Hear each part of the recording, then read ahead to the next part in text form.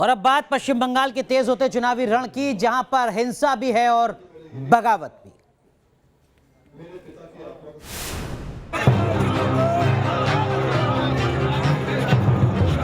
BJP सांसद सौमित्र खान के समर्थकों की रैली।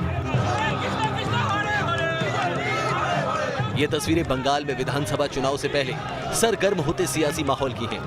बीजेपी पश्चिम बंगाल में विधानसभा चुनाव के मद्देनजर पूरा जोर लगा रही है।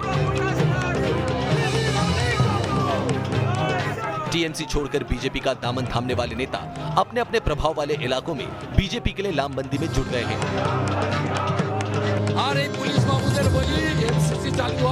तस्वीरें ईस्ट मिदनापुर की हैं। यहाँ के भगवानपुर इलाके में शुभेंदु अधिकारी ने बड़ी रैली कर ममता सरकार को टारगेट किया। আমি সব জানি নারী নক্ষত্র মানে পায়ের নখ থেকে মাথার চুল পর্যন্ত বলতে শুরু করলে এদের বিপদ হয়ে যাবে। এবারে সময় এসেছে। আমি পরিবর্তন করেছি কেন? আমি পরিবর্তন এই কারণে করেছি যে যখন দেখলাম দলটা প্রাইভেট লিমিটেড কোম্পানিতে পরিণত হয়ে গেল। इस बीच बंगाल में केंद्रीय एजेंसियां भी एक्टिव हो गई हैं। तस्करी के मामले में वांटेड टीएमसी नेता के घर सीबीआई की रेड से नॉर्थ 24 परगना में सनसनी फैल गई। अब्दुल बारिक टीएमसी से जुड़ा बताया जाता है और कुख्यात गोल्ड स्मगलर है। टीएमसी से जुड़े नेताओं पर जांच एजेंसियों की रेड को लेकर बीजेपी का दावा है कि अब इंसाफ होगा।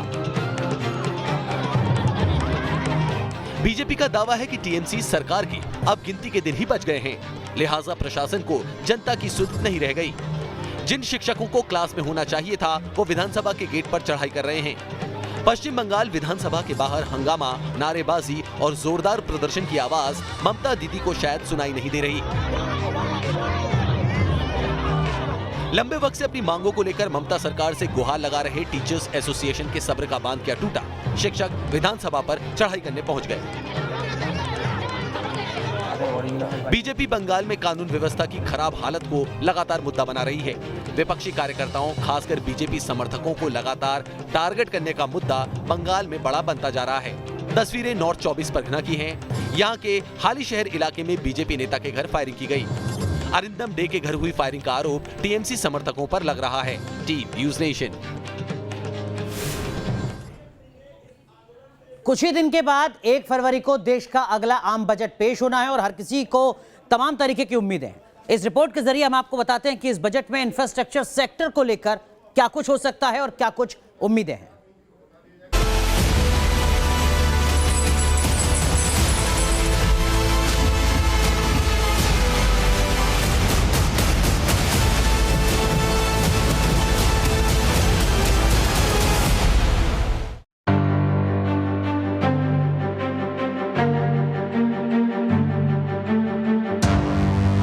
देश बदल रहा है। सरकार की कोशिश देश को हर क्षेत्र में आत्मनिर्भर बनाने की।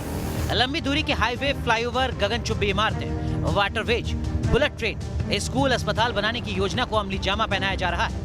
हमें जो अपनी लॉजिस्टिक कॉस्ट है वो कम करनी है, क्योंकि हम ग्लोबल मार्केट में आज कॉम्पीट कर रहे हैं। उसके लिए ये बहुत जरूरी है कि हम एक integrated multi modal transport system इस देश में क्रिएट करें।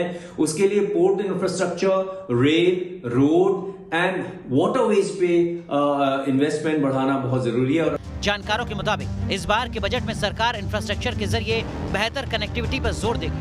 बजट 2021-22 में रूरल इंफ्रास्ट्रक्चर में ग्रामीण सड़क योजना का बजट बढ़ने की उम्मीद है। हेल्थ सेक्टर में हॉस्पिटल्स के लिए बड़ी घोषणाएं मुमकिन है। वहीं पोर्ट, एयरपोर्ट के लिए प्राइवेट सेक्टर से निवेश के लिए प्रोत्साहन का ऐलान भी मुमकिन है। इंफ्रास्ट्रक्चर क्षेत्र में कुछ सालों में 5 लाख करोड़ के निवेश का प्लान सरकार तय कर रही है। सरकार किसानों की आय को बढ़ाना चाहती है। जाहिर है इसी के लिए कृषि सेक्टर से जुड़े इंफ्रास्ट्रक्चर पर खास जोर दिया जा सकता है। इंफ्रास्ट्रक्चर पे फोकस करना बहुत जरूरी है। 3 सेक्टर जो कि बहुत ही इंपॉर्टेंट हैं, एक है एग्रीकल्चर इंफ्रास्ट्रक्चर और दूसरा है हेल्थ केयर इंफ्रास्ट्रक्चर और तीसरा जो बहुत इंपॉर्टेंट है वो है डिजिटल इंफ्रास्ट्रक्चर। जानकारों के मुताबिक इस बार के बजट से सेक्टरल डेवलपमेंट पर ज्यादा फोकस रहने वाला है। दरअसल सरकार का मकसद इंफ्रास्ट्रक्चर को मजबूत करने के साथ साथ रोजगार देने पर भी है। तो बजट का काउंटडाउन शुरू हो चुका है और सरकार का इस बार का सबसे ज्यादा फोकस इंफ्रास्ट्रक्चर पर रहने वाला है। इसकी वजह यह है कि सरकार जानती है कि अगर इंफ्रास्ट्रक्चर को बढ़ाया गया तो कहीं ना कहीं इससे रोजगार भी ज्यादा से ज्यादा पैदा हो पाएगा। इसके साथ में सरकार रूरल इंफ्रास्ट्रक्चर पर सबसे ज्यादा फोकस करने वाली है इस बजट में। वीडियो जर्नलिस्ट जयराम के साथ सैयद आमिर हुसैन, न्यूज नेशन, दिल्ली। बाबा अमरनाथ के भक्तों को सरकार बड़ा तोहफा दे सकती है। अमरनाथ यात्रा के नए रूट पर सरकार काम कर रही है और ये नया रूट जम्मू कश्मीर के करगिल से होकर गुजरेगा।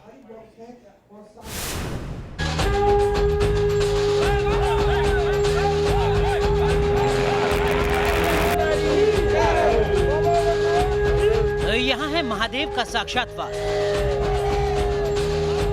जिसमें है भक्तों का अटूट विश्वास। यही है वो अमरनाथ की पवित्र गुफा, वो गुफा जिसके दर्शन मात्र से कट जाते हैं कर्मों के कष्ट, जहां बर्फ के शिवलिंग के रूप में विराजते हैं औगणधानी महादेव शिव शंभु। अमरनाथ की पवित्र गुफा तक पहुंचने का रास्ता दो मार्गों से होकर गुजरता है। बालटाल से शुरू होने वाला एक छोटा सा रास्ता जो बहुत ही कठिन है, और पहलगांव से शुरू होने वाला एक लंबा रास्ता जिस पर हर कदम पर कुदरती आफत मिलती है। इसके अलावा हिमाचल प्रदेश के रोहतांग से भी बालटाल का सीधा रूट है। लेकिन अब सरकार करगिल होते हुए नए रूट पर फोकस कर रही है। नया रूट जोजिला टनल से होकर गुजरेगा। जोजिला टनल का काम पूरा होते ही नए अमरनाथ यात्रा रूट पर सरकार अहम कदम उठा सकती है। सूत्रों के मुताबिक केंद्रीय संस्कृति और पर्यटन मंत्रालय नए अमरनाथ यात्रा रूट को लेकर स्टडी कर रहा है। Team news nation. हिंदुस्तान में भले ही कोरोना की रफ्तार धीमी पड़ी हो, लेकिन दुनिया के कई ऐसे देश हैं जहां पर कोरोना अभी भी कहर बरपा रहा है।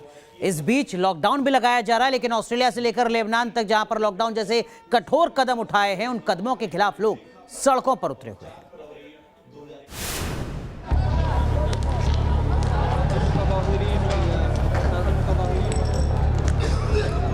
पुलिस पर पत्थर बरसाती भीड़ और भीड़ को तितर बितर करने के लिए टीयर गैस का लगातार फायर। तस्वीरें लेबनान के शहर त्रिपोली की हैं, जहां कोरोना लॉकडाउन के खिलाफ जनता सड़क पर उतर आई है। कमजोर अर्थव्यवस्था और बेरोजगारी झेल रहे लेबनान में लगातार बढ़ाया जा रहा है लॉकडाउन, जो कि आवाम के लिए बड़ी मुसीबत बनता जा रहा है। लेबनान में 8 फरवरी तक के लिए लॉकडाउन बढ़ा दिया गया है। ऐसे में आवाम का गुस्सा भड़क उठा है।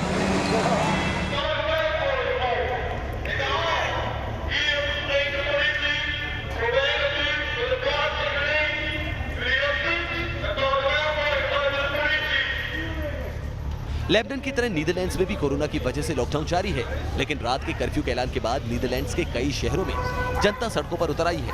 कई शहरों में विरोध प्रदर्शन दंगों में बदल गए हैं।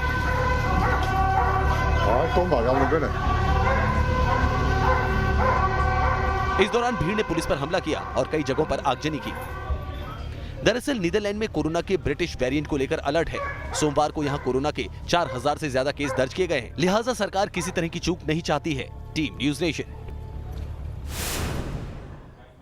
चलिए एक छोटा सा ब्रेक, लेकिन ब्रेक के बाद जब लौटेंगे तो आपको दिखाएंगे किसान आंदोलन के अपडेट के साथ साथ साउथ चाइना सी में बारूदी अलगाम।